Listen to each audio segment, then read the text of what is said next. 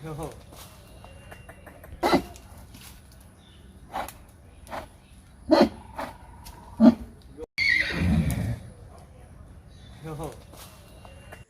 নাম আলী আসগর। আমার গুড়াটা 2 সালের বাচ্চা আনছি, গত কাতি মাসও আনছি, দুধের বাচ্চা আনছিলাম। সেই বাচ্চা দাঁত 2 সাল গেছে, দাঁত 2টা ভাঙছে। দাঁত 2টা ভাঙছে, গুড়ার নাম রাখছি রাজা বাহাদুর। যেমন আমার ছেলে একটার নাম রাহাত রাজা, জিয়াদ রাজা আছেন। এখন একজনের নাম দেওয়া উল্লেখিত করলে একজন হইব তেক্ত আর একজন হইব বিরক্ত।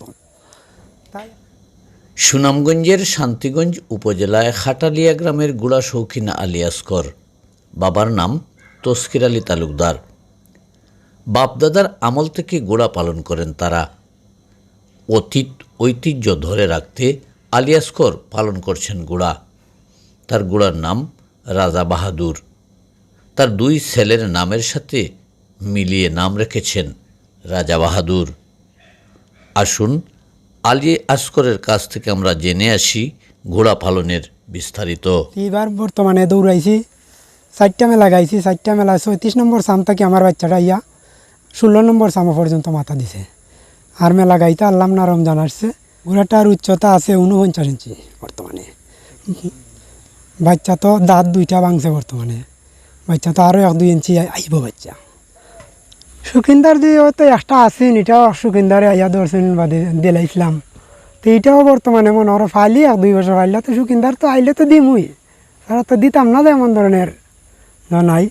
হয়তো এটা ফালছি, আর একটা ফালছিলাম, এটা ছাড়ছি, এটা রাখছি, এটা ছাড়মু আর একটা ধরমু। গুড়ার জগতে যখন আইছি তো গুড়া একটা রাখা থাকতেই জগত।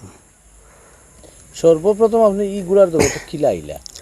সর্বপ্রথম গুড়া মনে হয় আমি আমার দাদার আমল তাই গুড়া আছেন, আমার দাদার আছেন বেবি গুড়া।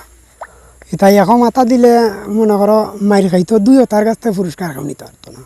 তো আমার দাদা মনে করো গুড়া সুকিন্দার মারা খাইলিছেন, মারা খাওয়ার পরে তো গুড়া আর আনছেন না। তখন আমিও ফালতাম করে আমি কিনতাম পারি না। তদ্রু বাস্তা আবার শখ উঠছে, উঠার পর একটা বাচ্চা লইলাম 50,000 লই আমি 5 পর্যন্ত দৌড়াইছি আমার এই বাচ্চাটা। বাদে এটাও বাদে দৌড়াইছি 3-4 বছর দৌড়াইছি। পরে দেখছি এটা দিয়ে আর ভবিষ্যৎ দেখতে পারতাম না, পরে এটা ইচ্ছা এটা লইলাম। আচ্ছা, এই যে গুড়াটা কিনবার সময় আপনার লক্ষণগুলা কিথা দেখিয়া কিনুন বা গুড়া চিনুন কিলা আপনি? গুড়াটার লক্ষণ তো এটা দেখছি, এটা সিংহরাজ দেখিয়াই লইছি। গুড়ার তো অনেক লক্ষণ আছে, কোনো গুড়া আছে সিংহরাজ, কোনো গুড়া আছে অর্দেওয়াল, কোনো গুড়া আছে আচুরাল, বিভিন্ন ধরনের বিভিন্ন গুড়া আছে। যার যেটা মনে করো তো গুড়ার মাঝে ভালো সিংহরাজেই। এখন সিংহরাজ যখন দেখছি দেখেই গুড়াটা রাখছি, এটা বাদে ইচ্ছা লিছি, এটাও আমার গুড়া ভালো আছে। আচ্ছা, গুড়ায় তো মনে করো গুড়ার গোস্ত খাওয়া যায় না, দুধও খাওয়া যায় না, এমনকি গুড়ার লেদাটা খামো লাগে না, কিচ্ছু গুড়া আপনারা খেনে ফালো না? এটা ফালি, এটা এখন শখ তো আর এখন টামায় রাখতাম পারি না। শখে 12 টানার বেল্টে গুড়া দৌড়াই। তখন 12 টানার বেল্টে যখন বাইএফের জগত ঢুকছি আসি, এখন তো গুড়া না রাখিয়া তো আর মানে ফালতাম পারি না। এটা তো শখ, এটা তো টাকা পয়সা বড় না, শখ বড় না, প্রতিযোগিতা হয়েছে বড় গুড়া দৌড়।